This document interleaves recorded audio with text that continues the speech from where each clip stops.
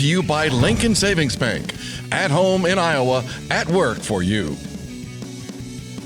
Welcome to Panther Sports Talk. Another top 10 victory for the UNI football team as they defend the home turf and beat number 3 Southern Illinois.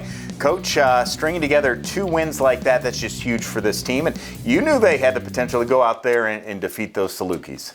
Yeah, you knew it, but you wondered how you're going to get it done because the Salukis were a great football team. But I tell you what, our team the past 2 weeks has played great football against great teams and had the resilience to really come through in the fourth quarter. 23-16 the final score. Salukis' first loss in the MVFC, and how good of it was it to see that start to finish type mentality and never giving up with your squad here? Well, what I liked about it is when we fell behind, because that first half there was some adversity in the first half of what was going on back and forth, and we went in at halftime, made some adjustments, and then really came out and even played better in the third and the fourth quarter ran for 66 yards in the third quarter alone to establish ourselves and really warm down so we could win the fourth quarter. Let's break it down quarter by quarter for you. So Southern Illinois gets that big pass play, but you hold them to a field goal right out of the gate to keep them from getting those 7 points. Yeah, that was huge to keep them getting to 7 points, and it was really countering back because we had an opportunity to get to 7 points too, and we got the turnover down the red zone and then got 3 points out of it. So it's a trade-off. I mean, there was a lot of things going on in that game with fourth down conversions and attempting them and not getting them, and then you had to regroup and make sure you made the next play because both sides were going at it. They were going at it, but it was just 3-3 after one quarter. Second quarter, 10 unanswered points by SIU, made it 13-3. Salukis definitely had some momentum.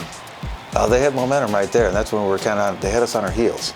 And they were making some plays. They had a couple double moves against our defensive backs, well-designed plays. We bid on the double move, and thus he got behind us, and that gave up those points. So, yeah, they did have us on our heels for a while. A Matthew Cook field goal, though, it's 13-6 at the half, and that's when you really got the attention of your guys and made some big things. Well, those 3 points right before halftime were huge because we wanted to go into halftime within 7 points. If you go into halftime within a touchdown, you're in a ball game. You're in a really good game. And to get those 3 points was critical right before half. And I thought that really swung the attitude as much as the changes that we made. It was the attitude that they did it with was as big a difference. Third quarter, Shaw opened up the second half, a 38-yard run to set up the Panthers' first touchdown drive. Day to Schnee, 19-yard touchdown pass, made it 13-13. That was big because the run was huge to start the second half. Braddock really ran hard and the offensive line really did a nice job. And then we had some receivers that were hurt too. And so when Quan was out and Isaiah was out, Sam Schnee stepped to the plate and made another big play. Salukis got a field goal to make it 16-13. Then a 14-play, 70-yard drive gave the Panthers their first lead, 20-16 going into the fourth quarter. We're going to talk about that and more as we have more with Coach Farley here on Panther Sports Talk. Stay tuned for more.